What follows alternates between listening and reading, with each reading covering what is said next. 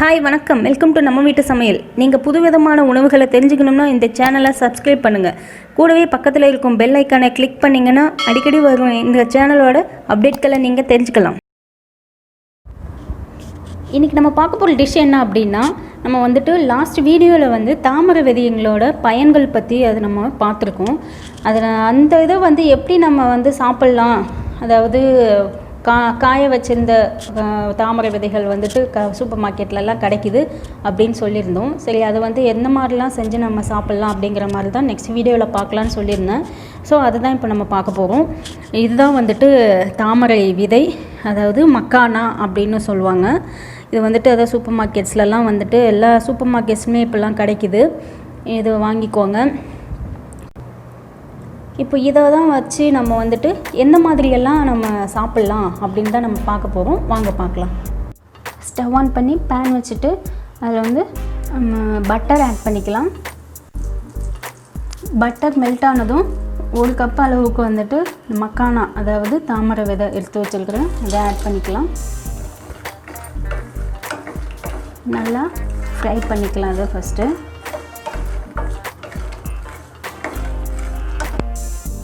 நல்லா நமக்கு ஒரு கோல்டன் ப்ரௌன் கலருக்கு ஃப்ரை ஆகிடுச்சு. அதில் கொஞ்சமாக சால்ட் ஆட் பண்ணிக்கலாம், கொஞ்சம் ரெட் சில்லி பவுடர்,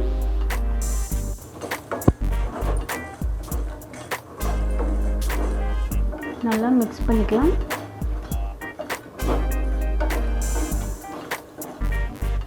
இப்போது இது ரெடி ஆகிடுச்சு. இது நம்ம இப்போ பிளேட் பண்ணிடலாம். அடுத்து இன்னொரு மெத்தடில் எப்படி பண்ணலாம் அப்படின்னு அதை பார்க்கலாம். நெக்ஸ்ட்டு மெத்தட் பண்ணுறதுக்கு பேன் அதை வச்சுட்டு அதில் பட்டர் விட்டுக்கலாம்.